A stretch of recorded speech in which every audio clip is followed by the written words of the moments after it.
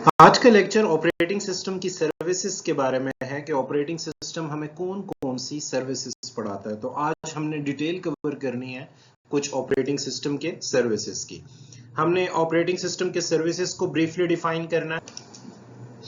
उसके बाद हमने यूजर एंड ऑपरेटिंग सिस्टम के इंटरफेस के बारे में कुछ डिटेल्स देखनी है। आज हमने सिस्टम कॉल को विद एग्जांपल्स डिस्कस करना है कि सिस्टम कॉल यूनिक्स में किस तरह यूज होता है और विंडोज के एनवायरनमेंट में इसके लिए कौन कौन से फंक्शंस कॉल होते हैं और इसका फ्लो किस तरह होता है। सिस्टम के सर्विसेज कुछ डिस्कस करेंगे हम, और उसके बाद लिंकर्स एंड लोडर्स को हमने डिटेल से डिस्कस करना है। एज अ होल अगर ऑपरेटिंग सिस्टम के सर्विसेज को देखा जाए तो operating system provides an environment for execution of programs and services to programs and users. तो एक तो ऑपरेटिंग सिस्टम यूजर को एक एनवायरनमेंट प्रोवाइड करता है। इन अदर वर्ड्स यूजर वो प्रोग्राम्स एग्जीक्यूट करवा रहा होता है, कर रहा होता है। तो इन प्रोग्राम्स को एक एनवायरनमेंट प्रोवाइड कर रहा होता है ताकि वो प्रॉपर तरीके से रन हो सकें, सक्सेसफुली अपने टास्क कंप्लीट कर सकें। दूसरी तरफ से दूसरी तरफ अगर देखा जाए तो ऑपरेटिंग सिस्टम सर्विसेज प्रोवाइड करता है प्रोग्राम्स को भी और यूजर्स को भी। अब ये डिफरेंट लेवल ऑफ सर्विसेज हैं। जिस तरह फर्स्ट अगर हम देखें तो यूजर इंटरफेस बहुत इंपॉर्टेंट रोल प्ले करता है। Almost all operating system have a user interface. अगर तमाम ऑपरेटिंग सिस्टम्स, आप विंडोज की बात करें, यूनिक्स की बात करें, लिनक्स की बात करें, even command line services operating systems की बात करें, तो तमाम ऑपरेटिंग सिस्टम आपको इंटरफेसेस प्रोवाइड करते हैं। कुछ आपके CLI इंटरफेसेस होते हैं जिसे कमांड लाइन इंटरफेस कहा जाता है। विंडोज, लिनक्स, यूनिक्स आपको graphical user interface GUI interfaces provide करता है। बाज़ औक़ात कुछ मोबाइल डिवाइसेस हैं जो कि टच स्क्रीन्स प्रोवाइड करते हैं और बहुत यानी एक बहुत ग्राफिकली रिच एनवायरनमेंट आपको प्रोवाइड करते हैं और यूजर बहुत इजीली इंटरैक्ट कर सकता है सिस्टम के साथ और अपने टास्क परफॉर्म कर सकता है। प्रोग्राम की एग्जीक्यूशन की जहां तक बात है, the system must be able, आपका सिस्टम, इन अदर वर्ड्स आपका ऑपरेटिंग सिस्टम में ये कैपेबिलिटी होनी चाहिए कि वो प्रोग्राम को लोड कर सके। लोड मींस सबसे पहले प्रोग्राम आपकी रैम में लोड होगा और उसके बाद वो एग्जीक्यूशन के मरहले में दाखिल होगा जब रन हो रहा होगा आपका प्रोग्राम। तो आपके ऑपरेटिंग सिस्टम में ये कैपेबिलिटी होनी चाहिए कि वो प्रोग्राम को रैम में लोड होने में मदद दे सके। उसके बाद अगर प्रोग्राम फर्दर एग्जीक्यूट होना है तो उसे एग्जीक्यूट होने में, रन होने में मदद करे। जब वो कंप्लीटली रन हो जाए, अपने टास्क परफॉर्म कर ले, तो उसके बाद एग्जीक्यूशन को टर्मिनेट किया जाए। और इधर नॉर्मली और एबनॉर्मली, बाज़ औक़ात जब टास्क कंप्लीट हो जाए, सक्सेसफुली कंप्लीट हो जाए, तो उसे कहते हैं कि नॉर्मली ये टास्क बेसिकली टर्मिनेट किया गया है। बाज़ औक़ात अगर टास्क कंप्लीट नहीं है और किसी रन टाइम एरर की वजह से आपकी एप्लीकेशन हैंग हो जाए, तो वो एबनॉर्मली आपको फिर टर्मिनेट करना पड़ता है। लेकिन ये सारी सर्विसेज आपको ओवरऑल ऑपरेटिंग सिस्टम ही प्रोवाइड कर रहा होता है। कुछ इनपुट आउटपुट ऑपरेशन से रेलेवेंट सर्विसेज हैं। रनिंग प्रोग्राम, जो प्रोग्राम बेसिकली रन हो रहा होता है, इन अदर वर्ड्स जो प्रोग्राम आपकी रैम में लोड होता है तो वही एग्जीक्यूशन के स्टेट में होता है। तो जो प्रोग्राम रन हो रहा होता है उसे बाज़ औक़ात इनपुट आउटपुट ऑपरेशंस की जरूरत पड़ती है। बाज़ औक़ात आपके किसी भी प्रोग्राम को दरमियान में किसी इनपुट हार्ड डिस्क से किसी फाइल को फेच करके अपनी इनपुट की रिक्वायरमेंट को पूरा करना है। बाज़ औक़ात आपका प्रोग्राम दरमियान में कोई आउटपुट डिस्प्ले करवाना चाहता है या दरमियान में सेकेंडरी स्टोरेज पे कोई फाइल स्टोर करवाना चाहता है, तो आपके ऑपरेटिंग सिस्टम में ये कैपेबिलिटी होनी चाहिए कि वो रनिंग प्रोग्राम को इनपुट आउटपुट से रेलेवेंट तमाम ऑपरेशंस से रेलेवेंट फैसिलिटेट करे। उसके बाद फाइल सिस्टम मैनिपुलेशन को अगर आप देखें तो program need to read and write files and directories. आपके प्रोग्राम बेसिकली जब भी प्रोग्राम रन हो रहा होता है तो बाज़ औक़ात वो फाइल को रीड करता है किसी स्पेसिफिक डायरेक्टरी में, बाज़ औक़ात वो फाइल को राइट कर रहा होता है सेकेंडरी स्टोरेज में, और बाज़ औक़ात वो डायरेक्टरीज यानी फोल्डर्स क्रिएट कर रहा होता है। बाज़ औक़ात वो डिलीट कर रहा होता है किसी पर्टिकुलर फाइल को, किसी पर्टिकुलर फोल्डर को। बाज़ औक़ात वो किसी पर्टिकुलर फाइल को सर्च कर रहा होता है। बाज़ औक़ात कुछ इंफॉर्मेशन उसे चाहिए होती है उस पर्टिकुलर फाइल से रेलेवेंट, बाज़ औक़ात उस फाइल से रेलेवेंट परमिशन को मैनेज करना होता है। तो ये तमाम सर्विसेज आप ऑपरेटिंग सिस्टम के बगैर अचीव नहीं कर सकते। इन अदर वर्ड्स आपको ऑपरेटिंग सिस्टम ये सर्विसेज प्रोवाइड कर रहा होता है। कुछ ऑपरेटिंग सिस्टम के फर्दर सर्विसेज हैं जो कि कम्युनिकेशन से रेलेवेंट हैं। अब इसके दो पर्सपेक्टिव हैं। जब हम ऑपरेटिंग सिस्टम के सर्विसेज की बात करते हैं तो कुछ सर्विसेज आपके यूजर से रेलेवेंट होती हैं। जिस तरह यूजर से रेलेवेंट जो सर्विसेज हैं उसमें सबसे पहले कम्युनिकेशन आती है। बाज़ औक़ात आपका यूजर मल्टीपल प्रोसेसेस रन कर रहा होता है एक ही सिस्टम पे, और एक ही सिस्टम पे जब मल्टीपल प्रोसेस आपस में कम्युनिकेशन कर रहे होते हैं या आपस में इंफॉर्मेशन शेयर कर रहे होते हैं तो उसे इंटर प्रोसेस कम्युनिकेशन का नाम दिया जाता है। तो प्रोसेसेस में exchange information on the same computer और बिटवीन कंप्यूटर्स और अ नेटवर्क। तो ओवरऑल ये सर्विस भी आपका ऑपरेटिंग सिस्टम किसी न किसी लेवल पे प्रोवाइड कर रहा होता है। कम्युनिकेशन में भी वाया शेयर्ड मेमोरी और थ्रू मैसेज पासिंग। तो या तो शेयर्ड मेमोरी के जरिए ये कम्युनिकेशन हो सकेगी या मैसेज पास किए जाएंगे, packets moved by the operating system. तो डेफिनेटली आपके ऑपरेटिंग सिस्टम के रूटीन्स दरमियान में इन्वोक हो रहे होते हैं अकॉर्डिंग टू द टास्क। अब ये वेरी कर रहा होता है कि किस पर्टिकुलर कौन से प्रोसेसेस रन हो रहे हैं और वो प्रोसेसेस कौन कौन से टास्क बेसिकली अकॉम्प्लिश करना चाहते हैं। एरर डिटेक्शन से रेलेवेंट बेसिकली यूजर को जरूरत होती है कि हमारा ऑपरेटिंग सिस्टम अगर रन टाइम पे कोई प्रोसेस रन हो भी रहा है और उसमें एरर अकर हो जाए तो प्रॉपरली उससे रेलेवेंट एक मैसेज डिस्प्ले किया जाए। Operating system needs to be constantly aware of possible errors may occur in the CPU and memory hardware. There is a possibility कि कोई error occur हो CPU या memory hardware में। in input output devices, input output controller से relevant कोई error आ सकती है। in user programs, for each type of error operating system should take the appropriate action। आपके ऑपरेटिंग सिस्टम में ये कैपेबिलिटी होनी चाहिए कि वो हर एरर से रेलेवेंट एक प्रॉपर मैसेज जनरेट करे ताकि यूजर को पता चल सके। Debugging facilities can greatly enhance the users and programmers abilities.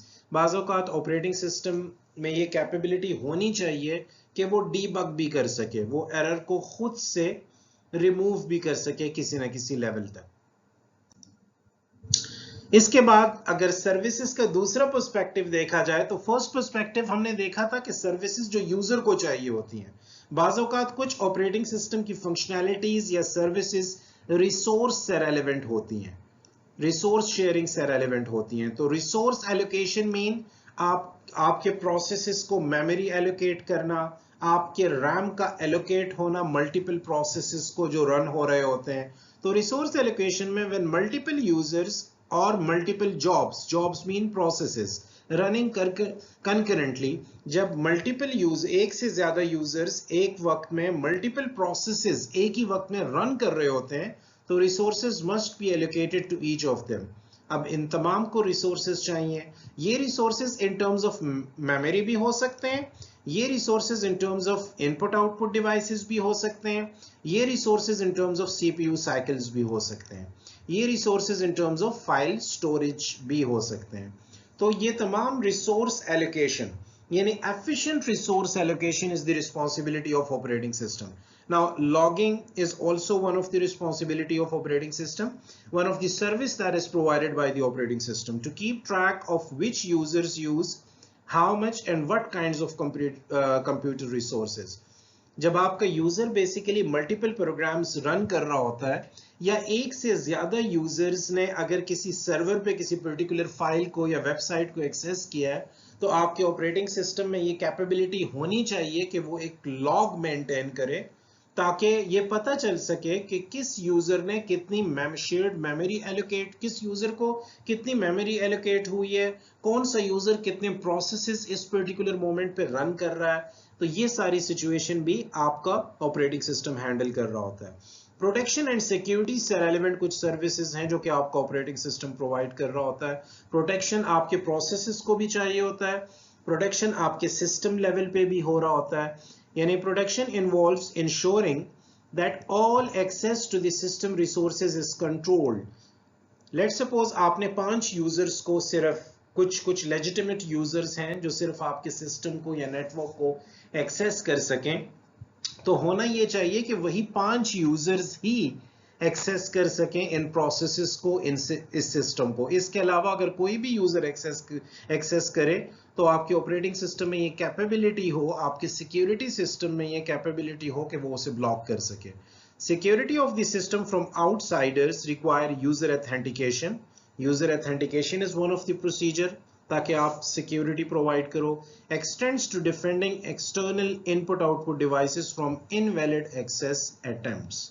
तो यूजर ऑथेंटिकेशन बेसिकली प्रोवाइड की जाती है ताकि अनऑथराइज्ड एक्सेस को किसी तरह रोका जाए। तो ये वो सर्विसेज हैं ऑपरेटिंग सिस्टम की, जिस तरह रिसोर्स एलोकेशन हो गया, लॉगिंग हो गया, प्रोटेक्शन एंड सिक्योरिटी हो गया, जिसका मोस्टली रिसोर्स शेयरिंग से कंसर्न होता है।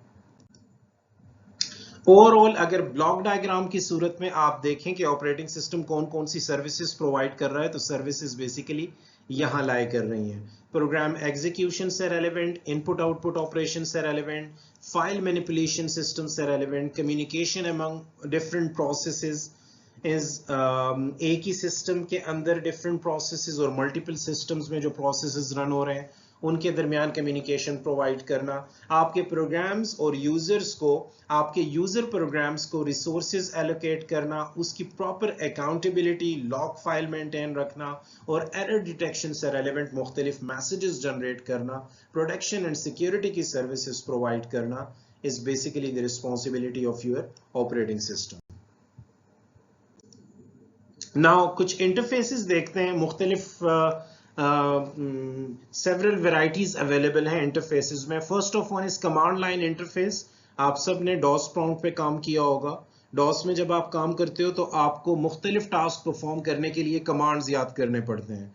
अगर आपको कोई फाइल कॉपी पेस्ट करनी है तो उसके लिए डिफरेंट कमांड्स हैं। अगर आपने एक डायरेक्टरी से दूसरे डायरेक्टरी में जाना है तो उसके लिए चेंज डायरेक्टरी की कमांड है। बाज़ औक़ात आपको हेल्प की जरूरत होती है, उससे रेलेवेंट कुछ कमांड्स हैं। तो command line interface allow direct command entry. User basically उसे कमांड प्रोवाइड करेगा और आपका CLI इंटरप्रेटर जो है उसे इंटरप्रेट करके आपको पर्टिकुलर टास्क परफॉर्म करके देगा। Sometimes multiple flavours implemented, shells भी इसे कहा जाता है। प्राइमरीली फेचेस अ कमांड, वो यूजर से बेस फ्रॉम यूजर से कमांड वो लेता है एज एन इनपुट और उसे एग्जीक्यूट करता है। Sometimes commands built in होते हैं, sometimes just names of programs। तो CLI आप सब ने यूज की होगी तमाम ऑपरेटिंग सिस्टम्स के साथ। आप विंडोज, लिनक्स अगर आप इंस्टॉल करते हो तो उसके साथ CLI बेसिकली इंस्टॉल हो जाता है और आप उसे यूज कर सकते हो। ये बोनी शेल कमांड इंटरप्रेटर है। ये भी जस्ट लाइक आपका CLI कमांड लाइन इंटरफेस है। मुख्तलिफ कमांड्स आप प्रोवाइड करते हो और उसके अगेंस्ट वो आउटपुट आपको जनरेट कर रहा होता है। इसके बाद GUI interface, graphical user interface. तो graphical user interface mostly Windows के एनवायरनमेंट में यूज होता है। विंडोज और लिनक्स के एनवायरनमेंट में बेसिकली आपको GUI इंटरफेस प्रोवाइड किया जाता है। आप माउस यूज कर सकते हो, माउस के जरिए तमाम फंक्शनैलिटीज परफॉर्म कर सकते हो GUI एनवायरनमेंट में। आप कीबोर्ड यूज कर सकते हो। मॉनिटर आपके पास होता है, एक डिस्प्ले यूनिट जिसके जरिए आपको आउटपुट डिस्प्ले हो रहा होता है। आपके पास मुख्तलिफ आइकन्स होते हैं, मुख्तलिफ फाइल्स के डिफरेंट आइकन्स हैं जो डिफ्रेंशिएट कर रहे होते हैं। प्रोग्राम्स आपके रन हो रहे होते हैं, एक्शंस आप इन डिवाइसेस के अगेंस्ट परफॉर्म कर रहे होते हो। आपके माउस पे डिफरेंट बटन्स अवेलेबल होते हैं जिनकी डिफरेंट फंक्शनैलिटी होती है फाइल को ओपन करने के लिए, बाज़ों का किसी फाइल से रेलेवेंट इंफॉर्मेशन प्रोवाइड करने के लिए, कुछ ऑप्शंस को एक्सप्लोर करने के लिए, एग्जीक्यूट करने के लिए किसी पर्टिकुलर प्रोग्राम को, किसी डायरेक्टरी को ओपन करने के लिए आपके माउस पे डिफरेंट बटन्स अवेलेबल होते हैं जिन्हें यूज करके आप फंक्शनैलिटीज परफॉर्म कर रहे होते हो। Microsoft Windows is GUI with CLI। Microsoft Windows आपको GUI विद CLI प्रोवाइड करता है। अगर आप Apple Mac operating system X की बात करें तो GUI interface with Unix kernel आपको प्रोवाइड किया जाता है। यूनिक्स एंड लिनक्स CLI भी आपको प्रोवाइड करते हैं और GUI इंटरफेसेस भी आपको प्रोवाइड करते हैं और ये मुख्तलिफ वेरिएंट्स में अवेलेबल हैं। हम आगे जाके इन वेरिएंट्स को डिटेल से डिस्कस करेंगे। टच स्क्रीन इंटरफेसेस हैं, कुछ टैबलेट्स हैं, मोबाइल डिवाइसेस को अगर आप देखें तो वो आपको ऐसे इंटरफेसेस प्रोवाइड करते हैं कि आप उन्हें टच करके मुख्तलिफ फंक्शनैलिटी परफॉर्म करते हो। ये ऐसी डिवाइसेस हैं जिनका डिस्प्ले यूनिट बहुत लिमिटेड होता है, रिसोर्सेज इनकी कम होती हैं, तो आप इनके साथ माउस मोस्टली अटैच नहीं करते, आप इन्हें फिंगर्स के जरिए ही मुख्तलिफ ऑपरेशंस परफॉर्म करते हो। माउस नॉट पॉसिबल और not desired, actions and selection based on gestures, virtual keyboard available होते हैं, वॉइस कमांड्स भी आप इसे दे सकते हो। ये मोस्टली टैबलेट्स में अवेलेबल होते हैं, मोबाइल डिवाइसेस में आपको टच स्क्रीन प्रोवाइड किए जाते हैं, कुछ लैपटॉप्स हैं वहां भी आपको टच स्क्रीन प्रोवाइड किया जाता है।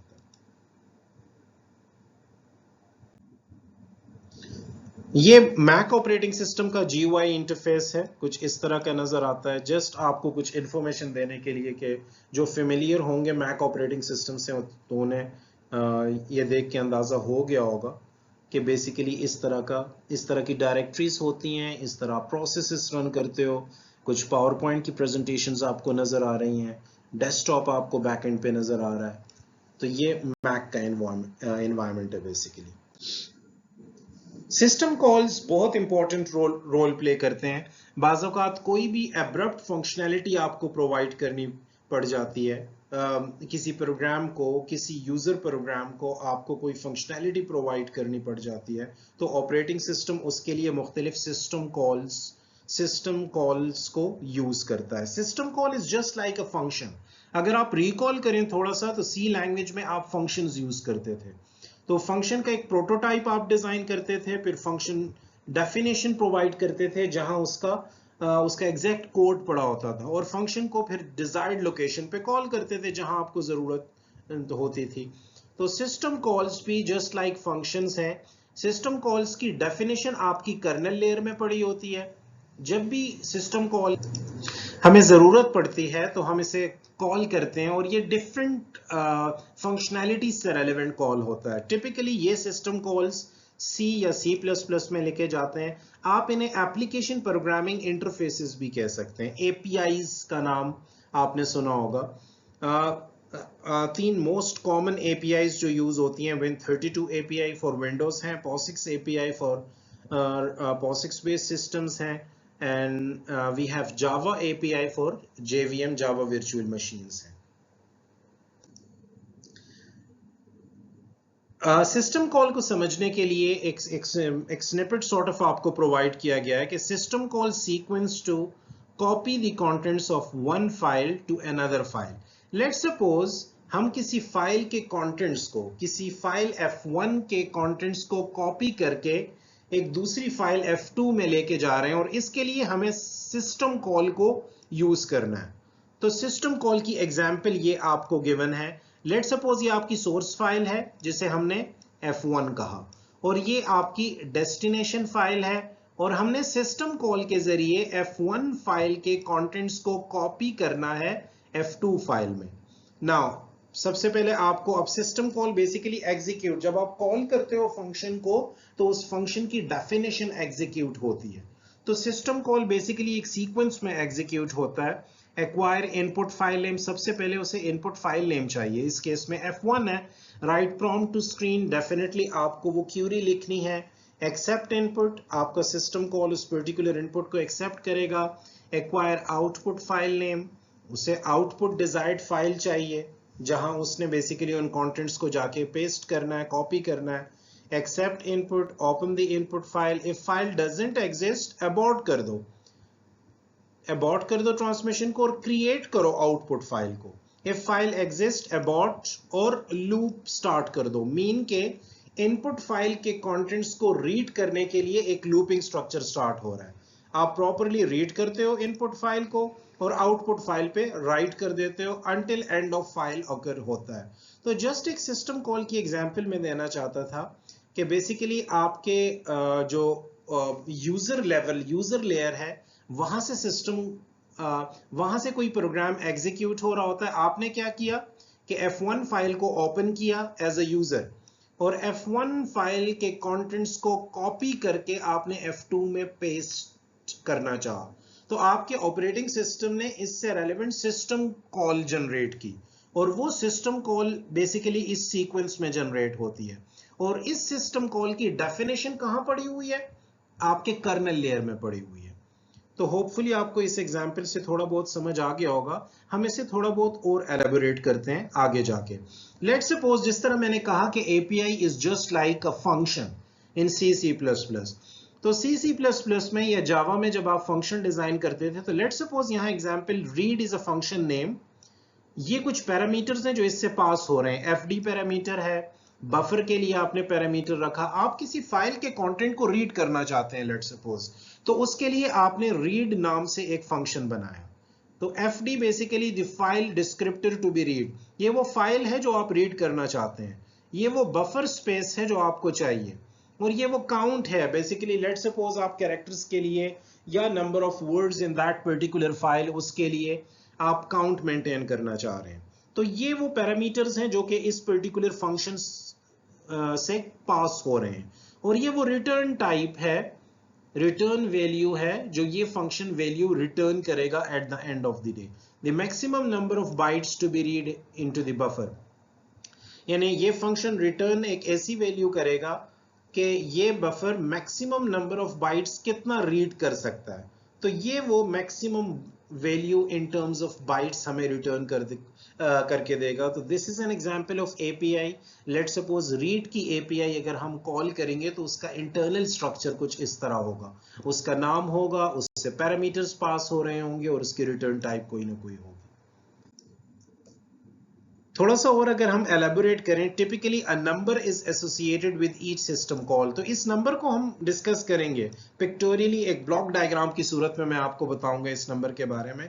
लेकिन एक चीज आप जहन में रखें कि हर सिस्टम कॉल से रेलेवेंट एक नंबर एसोसिएट किया जाता है। आपका ऑपरेटिंग सिस्टम अपनी आसानी के लिए हर सिस्टम कॉल से रेलेवेंट एक नंबर जनरेट करता है। System call interface maintains a table index according to these numbers. अब सिस्टम कॉल इंटरफेस बेसिकली अपने पास ये नंबर्स मेंटेन रखता है। It's sort of table. और जब किसी सिस्टम कॉल को कॉल करना होता है तो इस नंबर के अगेंस्ट उसे कॉल किया जाता है। डेफिनेटली सिर्फ ये नंबर इंपॉर्टेंट नहीं है, बाकी भी काफी सारी चीजें हैं, लेकिन ये नंबर अपनी जगह बड़ी इंपॉर्टेंस रखता है। आगे जाके इसे डिस्कस करते हैं। The system call interface invokes the intended. The system call, जब हम सिस्टम को कॉल करते, सिस्टम कॉल यूज करते हैं, कोई एपीआई यूज करते हैं या किसी फंक्शन को कॉल करने जाते हैं, तो उसका एक इंटरफेस हमें प्रोवाइड करना होता है। तो पिछली स्लाइड पे जो फंक्शन का नाम है वो एक इंटरफेस है। जो सिस्टम कॉल का नाम होगा वो एक इंटरफेस होगा जो हम प्रोवाइड करेंगे। तो वो इंटरफेस इन्वोक करेगा the intended system call in operating. जिस तरह हम फंक्शन को कॉल करते हैं, तो जब हम फंक्शन को कॉल करते हैं तो फंक्शन का नाम यूज करते हैं। तो इसी तरह सिस्टम कॉल इंटरफेस इन्वोक करेगा यानी कॉल करेगा the intended system call in operating system kernel. Kernel में जो सिस्टम कॉल की डेफिनेशन पड़ी है उसे एक्सट्रैक्ट करने के लिए, एंड और उस डेफिनेशन को एग्जीक्यूट करके, उस कोड को एग्जीक्यूट करके रिटर्न करेगा उस सिस्टम कॉल का status. Now just needs to हमें इस पर्टिकुलर मोमेंट पे सिर्फ एपीआई को ओबे करना है। एपीआई की फंक्शनैलिटी का हमें पता होना चाहिए। इस लाइन का मकसद ये है कि आपको ज्यादा डिटेल्स का पता नहीं होना चाहिए कि आपके लिए सिस्टम कॉल बेसिकली वो फंक्शनैलिटी कैसे परफॉर्म कर रहा है। वो ऑपरेटिंग सिस्टम की रिस्पॉन्सिबिलिटी है। ऑपरेटिंग सिस्टम आपको ये सर्विसेज प्रोवाइड कर रहा है, ये आपसे हिडन है। इसकी डेफिनेशन कर्नल लेयर पे है। आप जब सिस्टम कॉल यूज करते हो तो आपके सिस्टम कॉल की डेफिनेशन तक किस तरह पहुंचा जाता है, उसे एग्जीक्यूट किस तरह किया जाता है, और आपको आउटपुट रिटर्न करके किस तरह दिया जाता है, it's none of your concern. आपको सिर्फ उस एपीआई की फंक्शनैलिटी के बारे में पता होना चाहिए। ओके, ओवरऑल अगर हम इस एग्जांपल से थोड़ा सा एलेबोरेट कर सकें, यहाँ यूजर एप्लीकेशंस रन हो रहे हैं। यहाँ लेट सपोज हमने एक सिस्टम कॉल जनरेट की है। ये यूजर मोड है आपके पास, और ये आपके पास कर्नल मोड है। तो यूजर मोड में आपके पास एप्लीकेशन प्रोग्राम्स, ये यूजर प्रोग्राम्स रन हो रहे होंगे। हमने ओपन की का फंक्शन कॉल किया, इन अदर वर्ड्स एक सिस्टम कॉल जनरेट किया ओपन से रेलेवेंट। ठीक है, जब हम ओपन से रेलेवेंट एक सिस्टम कॉल जनरेट करेंगे तो इसकी इंडेक्सिंग हुई है। जो हम कह रहे थे कि हर सिस्टम कॉल से रेलेवेंट एक नंबर यहाँ एसोसिएटेड होता है, तो वो नंबर बेसिकली इस पर्टिकुलर टेबल में या इस पर्टिकुलर स्टैक से उसे मिलेगा। उस नंबर को एक्सट्रैक्ट करके उस नंबर के अगेंस्ट उसने इस पर्टिकुलर डेफिनेशन तक पहुंचना है।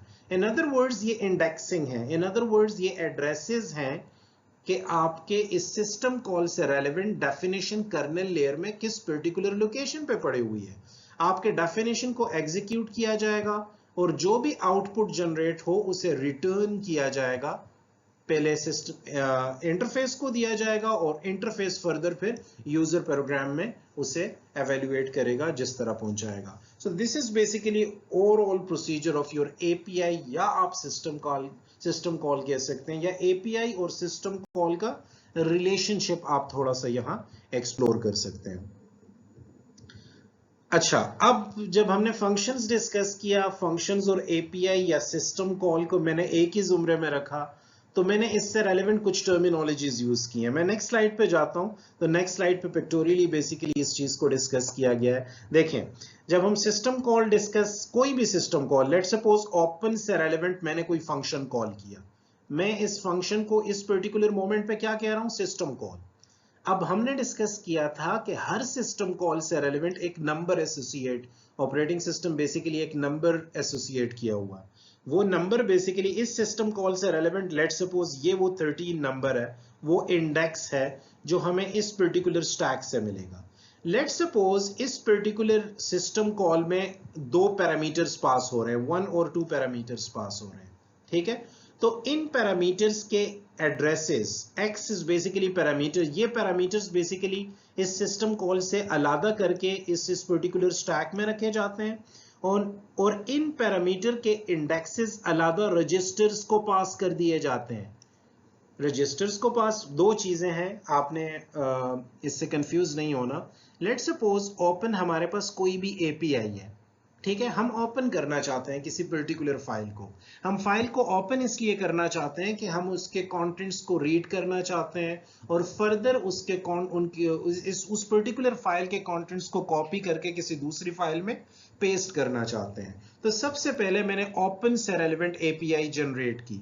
अब इस एपीआई से रेलेवेंट एक तो नंबर बेसिकली आपके स्टैक में पड़ा होगा, this number is also known as the index, इसकी इंडेक्सिंग हुई है। ये इंडेक्स हेल्प आउट करेगा कि कर्नल मोड में, कर्नल लेयर में आपके इस पर्टिकुलर एपीआई से रेलेवेंट डेफिनेशन किस इंडेक्स पे पड़ी हुई है। दूसरा, इस पर्टिकुलर बफर में एक और काम किया जाएगा कि इस ओपन सिस्टम कॉल या एपीआई में जितने भी पैरामीटर्स पास हो रहे हैं उन्हें अलग करके उनके इंडेक्सेस रजिस्टर्स को पास किए जाएंगे, और फर्दर ये इंडेक्स आपके कर्नल मोड को प्रोवाइड किया जाएगा ताकि आपका कर्नल मोड उन पर्टिकुलर इंडेक्सेस से इन पैरामीटर्स को एक्सट्रैक्ट कर सके। तो रजिस्टर को इन्वॉल्व करने की सबसे बड़ी वजह यह है कि आपके प्रोसेस को तेज से तेज किया जाए, आपके लेटेंसी को कम से कम किया जाए, आपके डिले को ऑप्टिमाइज किया जाए, कम से कम किया जाए, ताकि प्रोसेसिंग बहुत जल्दी हो रही हो, क्योंकि एक वक्त में एक से ज्यादा सिस्टम कॉल्स जनरेट हो रहे होते हैं और हर एक के अगेंस्ट हर सिस्टम कॉल से रेलेवेंट एक नंबर जनरेट किया जाता है, एक इंडेक्स होता है। वो इंडेक्स आपको उस पर्टिकुलर सिस्टम कॉल की डेफिनेशन पे लेके जाता है। हर सिस्टम कॉल से रेलेवेंट पैरामीटर्स को आइसोलेट करके उसके इंडेक्सेस रजिस्टर्स को प्रोवाइड किए जाते हैं और वो उन रजिस्टर से फर्दर फिर वो पैरामीटर्स आगे प्लेस किए जाते हैं आपके कर्नल मोड में। तो ये बेसिकली प्रोसेसिंग है आपके पैरामीटर पासिंग वाई टेबल की। होपफुली ये प्रोसेस आपको समझ आ गया होगा। टाइप्स ऑफ, अगर हम सिस्टम कॉल्स की टाइप्स की बात करें तो प्रोसेस कंट्रोल से रेलेवेंट कुछ सिस्टम कॉल्स अवेलेबल हैं। जब हम प्रोसेस को क्रिएट करते हैं, जब हम प्रोसेस को टर्मिनेट करते हैं, जब हम एंड करते हैं या अबॉर्ट करते हैं, जब हम लोड कर रहे होते हैं किसी प्रोसेस को, लोड करने के बाद एग्जीक्यूट कर रहे होते हैं, हमें किसी प्रोसेस के एट्रीब्यूट्स के बारे में जानना है कि इस प्रोसेस ने मेमोरी में कितनी जगह यूटिलाइज की हुई है, ये प्रोसेस कितना रन हो चुका है और कितना अभी बाकी है। कुछ बाज़-औक़ात कुछ पैरामीटर्स हमें एडजस्ट करने होते हैं प्रोसेस से रेलेवेंट। वेट फॉर टाइम, अगर किसी प्रोसेस को हमने वेट करवाना हो, वेट इवेंट ऑकर करवाना हो, हमने किसी प्रोसेस को मेमोरी एलोकेट करनी हो, हमने डंप करनी हो मेमोरी, फॉर एग्जांपल कोई एरर ऑकर हो गया और हम चाहते हैं कि इस प्रोसेस से रेलेवेंट इसकी स्टेट को मेंटेन किया जाए। इसकी स्टेट मीन ये प्रोसेस कितना एग्जीक्यूट हो चुका है, ये प्रोसेस कितना रन होने के लिए रहता है अभी। अगर इस स्टेट को हम मेंटेन करना चाहें तो डेफिनेटली ये स्टेट कहीं ना कहीं हमने सेव करना है ना, तो इसे कहते हैं डंप मेमोरी। डिबगर को एक्टिवेट करना, locks for managing access to share data between processes, हर एक से रेलिवेंट प्रोसेस, ये मुख्तलिफ फंक्शनैलिटीज हैं जो प्रोसेस कंट्रोल से रेलिवेंट हैं, और प्रोसेस कंट्रोल से रेलिवेंट मुख्तलिफ सिस्टम कॉल्स बेसिकली जनरेट की जाती हैं।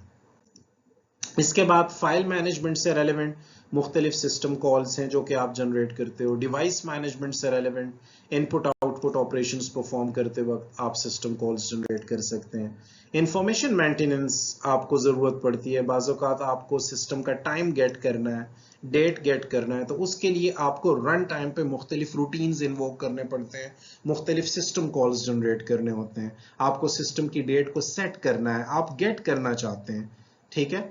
तो ये सारी फंक्शनैलिटीज परफॉर्म करने के लिए आपको बाज़-औक़ात सिस्टम कॉल्स की जरूरत पड़ती है।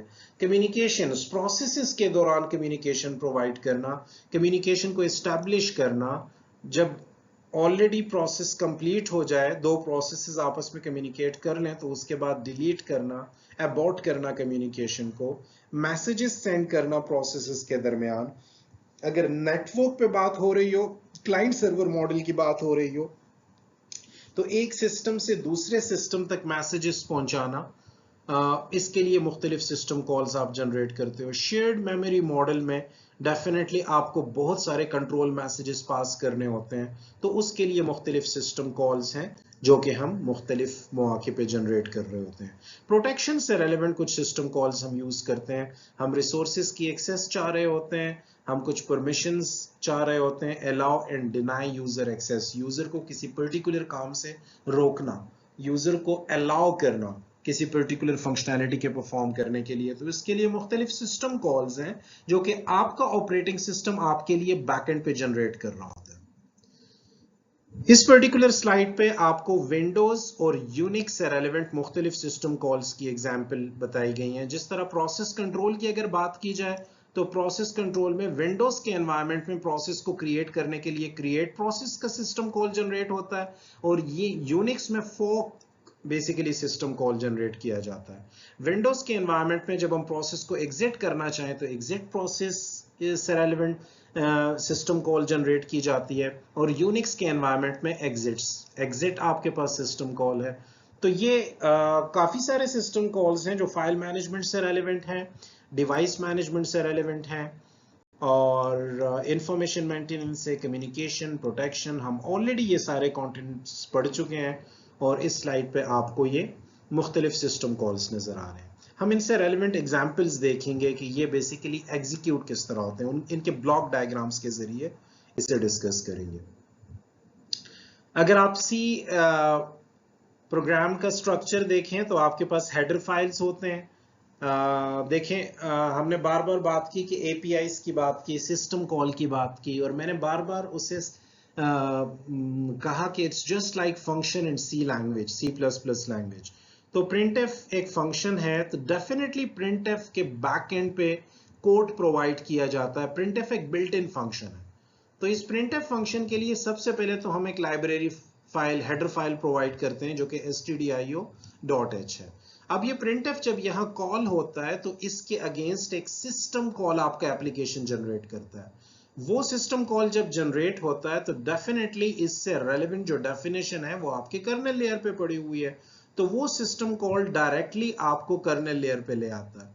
और printf से रेलेवेंट जो कि सिस्टम कॉल है, जो कि राइट है, वो बेसिकली जनरेट किया जाता है। इन अदर वर्ड्स इसके अगेंस्ट जो डेफिनेशन पड़ी होती है उसे एग्जीक्यूट करके उसकी वैल्यू को रिटर्न किया जाता है जहां से आपने कॉल किया। तो डेफिनेटली आप सिस्टम कॉल इंटरफेस पे सबसे पहले जाओगे और उसके बाद उस पर्टिकुलर वैल्यू को वहां रिटर्न करोगे जहां से आपने कॉल किया है। तो सिस्टम कॉल हो गया, एपीआई हो गया, फंक्शन हो गया, इनका बिहेवियर, इनका एग्जीक्यूशन का फ्लो बेसिकली सेम है। होपफुली आपको सिस्टम कॉल से रेलेवेंट हमने जो एग्जांपल्स डिस्कस किए हैं आपको इसका कांसेप्ट समझ आ गया होगा। इन केस अगर कोई भी क्यूरी आपकी हो तो आप कमेंट्स कर सकते हैं। Thank you very much.